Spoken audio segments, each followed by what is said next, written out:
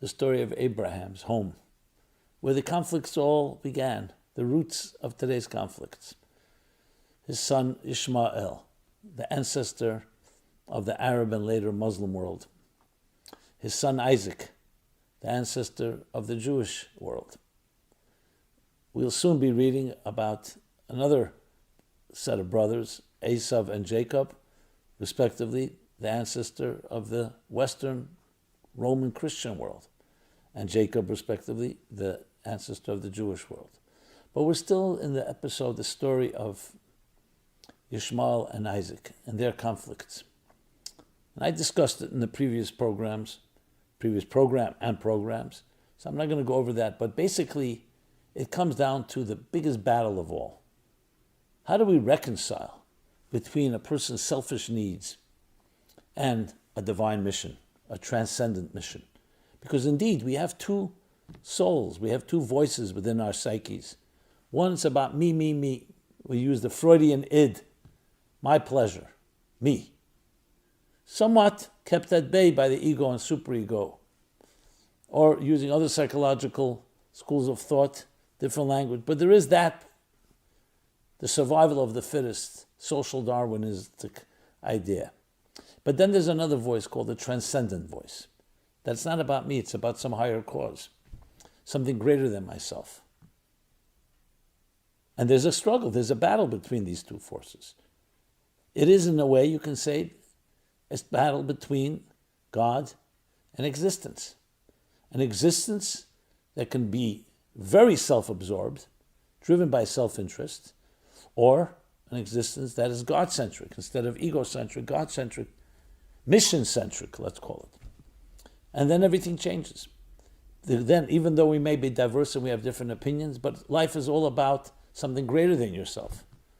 All wars, all battles, all will originate from the sense of self, me. My way is better than your way. You're a threat to me. Survival of the fittest. And you need to be either eliminated or controlled or in some way subjugated. The root of all wars. Take the self aside, suspend yourself for a higher cause, then you enhance me. It's actually the differences between us that is so precious, because it allows me to experience something greater than myself. So those are in subtle terms.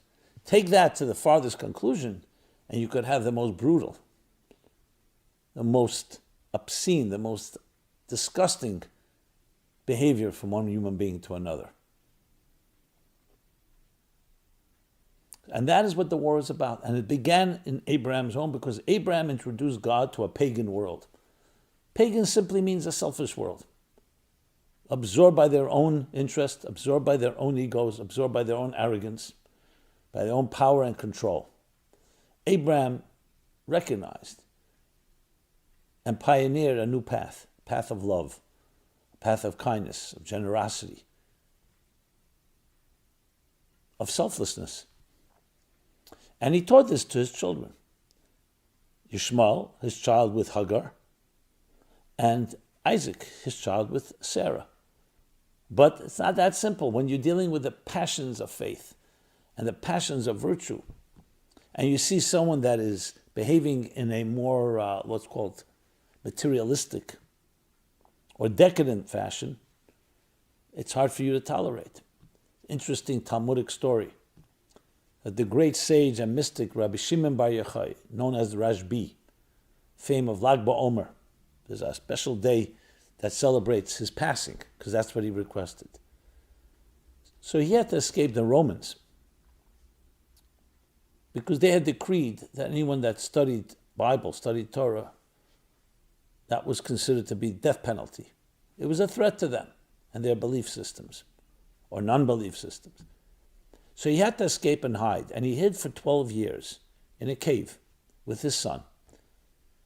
And being that he was away from civilization, away from the mainstream, Wall Street, he became extremely refined in his studies, in his meditations, in his life experience. So 12 years later, finally he hears they can come back. Romans, either the Roman Empire had died or the decree was off. But But now, coming back, he was so disoriented when he saw a world that's involved with pettiness, with nonsense, playing games, to the point that the Talmud tells us that whatever he looked at began to burn. Literally or metaphorically, it meant that he couldn't tolerate. His spiritual intensity was so strong, he couldn't tolerate. God tells him, no. You're destroying my world. Yes, it's in the name of spiritual purity and integrity.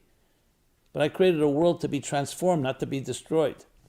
A world that to be healed and inspired, not to be annihilated. He says to him, go back one more year.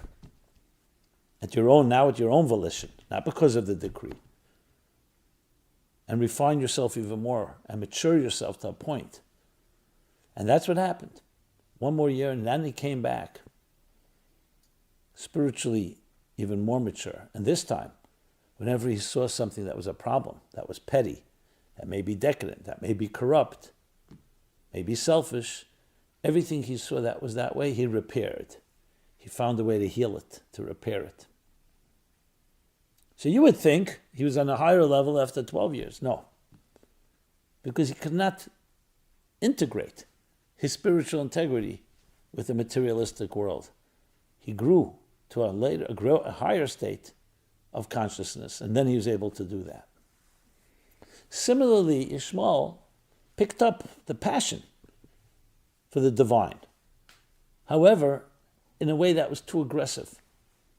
Wild is the way the Bible puts it. No boundaries. It's going everywhere. And you indeed see that, certain features of that throughout history and today as well. 9/11, we saw it, as well as what's happening now. I'm not trying to suggest that these brutal murders are coming in the name of God directly, but in some distorted, obscene way. It's the belief that the Western world, the Judeo-Christian Western world, essentially what is perceived in a completely false way by some, of a conspiracy of materialism to fight what God wants, so it has to be eradicated. So it's not even seen as murder, it's seen as cleaning up the world in the name of God. That is not the way. Yitzchak, Isaac, second son of Abraham, he taught the way discipline. You need discipline. You don't overwhelm people, even with your fervor and zeal and passion. You need to inspire. You need to internalize and integrate. So it begins with subtle difference, seeming like a subtle difference, but it can end up becoming total war. And you see, if you think in history, the wars between the Christians, between the Muslims, between the Jews, all fighting over what? The center of the universe, Jerusalem. A sense, a subconscious sense that everybody has, that something there, the vortex, the portal, the gate between heaven and earth, as the Bible puts it. Jacob called it the gate to heaven. A place where there's an interface between the divine and existence. And that's a very fragile place, because to make sure there's balance, that requires a real, intense work. It's much easier for one to overwhelm the other, like we see in our own personal lives. So one of the ways we fight the battle individually on a spiritual war front is to create balance like that and harmony within our own life. Every subtle conflict between your materialistic interests and your transcendent ones is ultimately some form of battle between the Ishmael and Isaac within us. Those archetypes. And what's the end of the story? So we read this week's Bible chapter, and it says that finally Ishmael, after Abraham passes away at age 175, you find Ishmael passes away at 137. And both Ishmael and Isaac bury their father Abraham. And we're told that Ishmael did tshuva, he repented his ways. He learned through his experience. Through being banished from the home of Abraham, he matured as well and learned, and therefore is considered to be someone that was a righteous son of Abraham. And then we're told about his pedigree, about his children, the children of Ishmael, And the chapter concludes, only to lead right immediately. Then we start hearing about the children of Isaac. Says the Baal HaTurim, one of the classic commentaries on the Bible. What's the juxtaposition of the children of Ishmael to the children of Isaac? Which is us. You can say which is the confrontations of our time. It says, because it's referring to that at the end of days there will be battles that Ishmael will wage against the Western world, against the Jewish world. And then that will lead, the children of Ishmael's battles will lead to the victory of the children of Isaac, and with the ultimate personal and global redemption. That's what the Baal HaTurim writes. And it's based on many different sources, including the classic Zohar, about the battles at the end of time. So what does this tell us? It's not just interesting facts, that there's an inner narrative. We all wish it could have come much more peacefully. And it will end up being that way. Because the world will ultimately make its peace with God.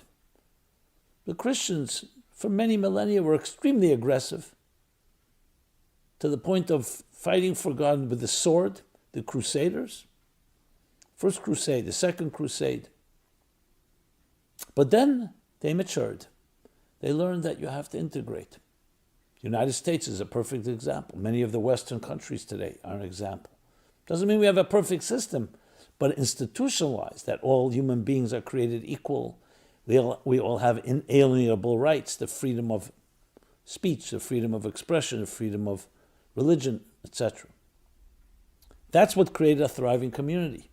There was no totalitarian despots controlling everything. A balance. But that balance can be very tenuous. The battle between religion and faith and faith and modernity, religion and science. We need both. One cannot eliminate the other. You need both. You need passion. You need faith. You need a cause, something transcendent. And that, my friends, is the bigger picture. Now I know when you're hearing about blood being shed and refugees being held, and that which we've seen in the last few weeks, horrendous, and still bodies not identified, and open graves, and the blood is still warm. So you could say, what am I pontificating here about philosophical ideas? Because we're all connected. Even if we're not in that region, those battles are waging and raging within ourselves, and we need to do something about it. Because ultimately that's the lesson. I firmly believe that if we could get through to all the individuals involved and all the nations with that message of Abraham, that the way is integration, not destruction, not annihilation. Even if you are a complete zealous person of God, it's not a holy war that you can wage. That's not the way we do it. We do it through inspiration, through love, through kindness, through motivation. All that is the way of God. That's the way of Abraham, who is the father of all nations. So that, my friends, is my report from the spiritual war front. We're waging it. Hopefully, with technology, we can create a butterfly ripple effect, and this message can reach not just a few people, but millions, billions of people. And together with a grassroots effort, I have no doubt that we can create a synergy that will erupt in the greatest spiritual revolution we've ever seen. Because that's the final frontier. After the agricultural revolution, and the industrial revolution, and the computer revolution or information revolution, the ultimate is the spiritual revolution, where we learn to integrate in a seamless fashion spirit and matter. The divine and transcendent within existence, integrated, internalized. May we be blessed to see the fruition, to see the realization of this dream, not as a dream, but as a reality.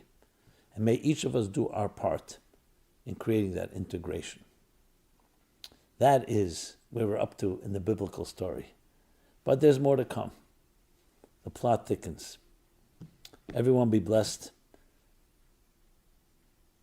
with love, with peace, both here and everywhere in the world, especially in Israel, in Gaza, and all the surrounding areas. And may we be blessed, as I said, to see with our own eyes the realization of this total fusion. Be well. Thank you so much. This has been Simon Jacobson, Meaningful Life Center, meaningfullife.com. We have /War in Israel. You'll find a wide array of resources that we're constantly updating, new videos, new articles, new resources, new tools to find clarity, direction, guidance, hope, confidence, courage. And please be in touch. Love to hear from you. Feedback, thoughts, comments, suggestions, and please share. Subscribe to our growing YouTube channel and share with anyone you come in contact with. Let us create a true brotherhood and sisterhood that will lead this grassroots spiritual revolution. Be well.